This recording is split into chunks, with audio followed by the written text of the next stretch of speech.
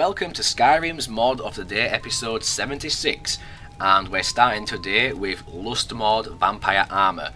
Now, you know I like my vampire armours because I play as a vampire, and this is a modular multi-component light armour for both genders, and I'm currently showing the female, but I will show both in a preview in a second.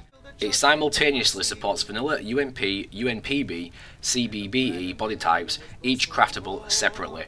It even features an independent spell-based crafting system with a mini starter quest included. Another cool feature is that it also comes with a garter pouch, which is an equipable storage container which is accessed via a shout power. Now, when using a full set, you can fuel the armour with blood potions to grant an additional 25% armour bonus, which is really cool. Now, in the inventory screen to show you the sections of this armour, because there are loads, as you can clearly see, we start with the beret, which is not visible on the actual character, it's just for armour purposes. We've got the brooch, which goes on the chest. We've got boots, cloak, cuirass, garter, gauntlets, gloves. Now you'll notice the gauntlets and the gloves, they are technically the same design up until the actual wrist, in which they change. So for the purpose of the video, I will wear the gauntlets because there's not much difference, as you can see in the background. I think the gauntlets look better and they do provide a bit more armour bonus. We also have our hood, lapels, which is around the neck, tasset, which is like from the waist down. Well, let's take it off real quick, there you go. I've got a pendant, a ring, and a veil.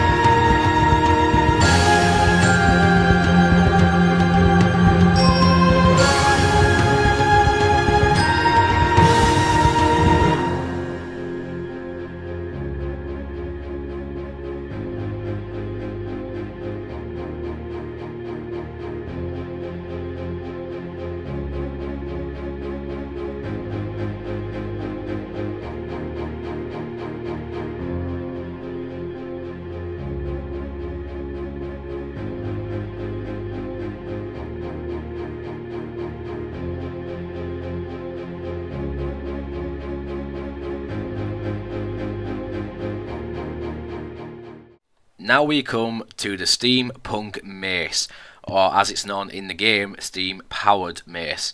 Now I think this looks absolutely amazing. I mean, it just looks awesome. It's hard to describe how good it looks, at least it does to me. Anyway, the author said that this is their first mod for Skyrim, which again is amazing. Now, the texturing is still a work in progress, and I think it looks amazing already, but it's going to be improved even more. And the author is also wanting to animate the spikes over here, and also the PSI gauge down here. So, obviously you need the PSI gauge with these steam-powered spikes. And I can't wait till this is finished. I mean, I love it now, to be quite honest. And when you see it in-game, it looks even better. And this requires a Dwarven smithing perk. Now, let's break this out, because you're going to love it. I love it already, and I've only had it for like 5 minutes.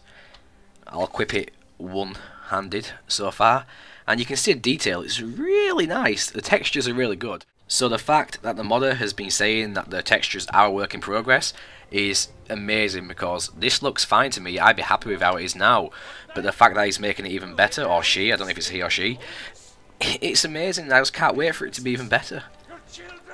It'll just look so crazy, and I just love the detail, the valve and the PSI gauge, and like a little container there, I don't know where it is, to the right of the PSI gauge. That you can see it right in front of me there. I mean, the detail is amazing. Now, I'm not sure if you could call this lore-friendly. I mean, the Dwemer could construct this, I imagine, because they were very smart with machinery. So, I mean, they made all in dwarven machinery, so they could make this, I assume. It wouldn't be too hard to stretch to that. So, if you're into lore-friendliness, it's up to you if you consider this lore-friendly. Let's get the second one out, because I think it'll look amazing dual-wielding them. Look at that. They look amazing. I'll just put them away to show you on the character. I just think these look awesome. One of the best weapons I've seen in the wild, just for the design of it. I mean, I just love it. It's hard to describe how much I love this. And if the modder somehow figures out how to actually animate the spikes and animate the PSI gauge, God, this will be amazing. And I'm sure some of you who are watching this, who may be modders, might be able to help the modder out, because I'm not sure if he's stuck on that problem. But I mean, just look at the blood on it as well. It looks so gruesome, it looks so brutal. I just love this.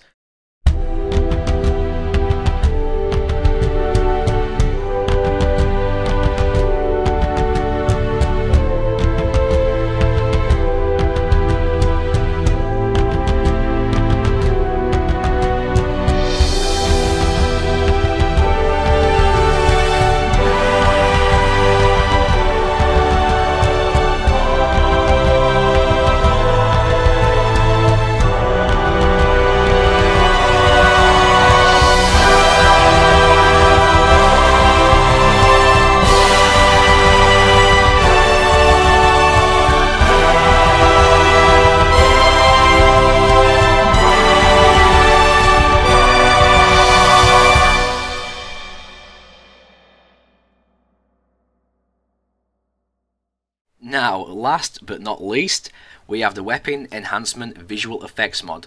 Now what this does, it enhances the fire, frost and shock effects on weapons. Now what you can see here is the vanilla frost effect on the swords, and you have to admit, they do suck quite a lot. Now this is the vanilla fire effect, and again, it's nothing special. It's quite crappy to be honest, but it's what we've got to deal with. Now let's go to shock. Again, this is probably the best the vanilla gives you, to be quite honest, and in this mod it's the best again. I'm really impressed with the shock, and now look at the difference. I've just enabled the mod, and these are the frost swords, and you have to admit, it's a lot different. It's extremely different, and it looks a million times better. Much more realistic now, and like I said, my favourite is the actual shock version, so I'll show you them last. The fire, like others, is my least favourite, but you can clearly see the fire effects going up and down, and I've got to admit, it's a million times better than vanilla, so I'm not bashing it, it's just not my favourite, but fire effects are very rarely my favourite anyway. Now let's move on to the favourite one, the shock one. Now look at that. You have to admit, that is a proper, realistic shock effect. Well, if you can get a realistic shock effect on the weapon. Ooh, you can't, but in Skyrim you can. Anyway, I think it looks amazing compared to the crappy vanilla shock effect, which is awful. It's another one of those keepers, something that you never uninstall, because it's so amazing. God damn it, Heimskill, why are you dead for? It still looks amazing with the blood textures on top as well. I love it. Anyway, ooh, dead body.